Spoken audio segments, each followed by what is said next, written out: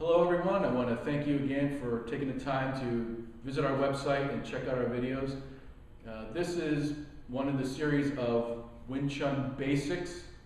So we're going to talk about, some things that, I don't like that.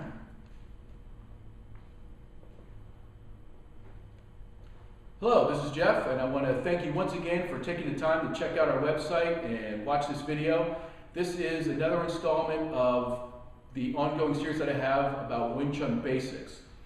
And in this series we're talking about some fundamental ideas and different things to do if you're just getting started in your Wing Chun training. The thing we're going to talk about today is something that is just so very easily overlooked a lot of times, and that is how to make a good fist. In we see different martial arts styles. You'll see people, they'll punch like this, boxers or typical karate guys.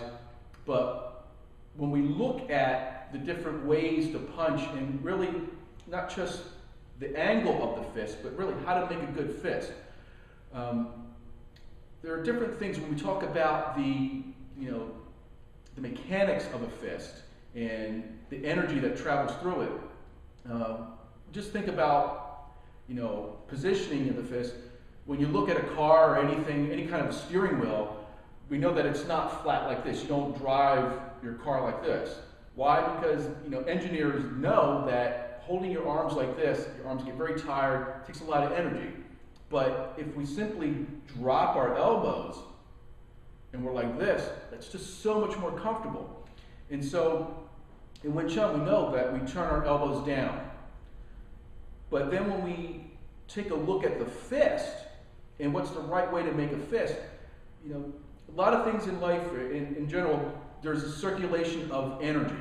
And so when we look at our arm and how the energy transfers through the fist, down the arm and through the fist, we want to have a nice continual flow of energy. And just like a hose, or we had electrical connection, if you break a connection or kink a hose, you're going to stop the way that energy flows, and there's going to be a dead spot somewhere. The same thing is true when we look at our arm and when we're making a fist.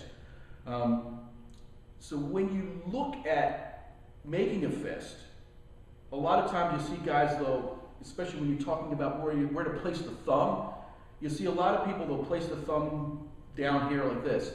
That's no good. And the reason for that is that if we look at this part of the hand, by pulling the thumb down here, it creates a weakness in this part of the hand, which then affects the wrist. Your arm and your wrist just aren't that stable. Whereas if I were to just keep my hand out flat like this, and I try to bend, it's very easy for me to keep my wrist solid. But if I do this, I just don't have that same level of strength because I've created a weakness in my fist. But if I then either place my fist on top or here, not going past that first knuckle, see, I retain that strength in my fist. So anytime you make a fist, you want to either place your thumb on top or here, but never past that first knuckle. It's very, very key, especially if you're talking about, let's say I get into a fight and I've got to really blast somebody. I want to make sure that my fist is as strong as possible, especially if I'm dealing with multiple attackers. The last thing I want to have happen is for me to go in and crack that first guy and mess up my wrist because I didn't have a good fist. Now I got to deal with these other guys, and if I mess up my hand or my fist, I could have some serious problems. I may wake up tomorrow with no front teeth and wondering what in the world happened to me.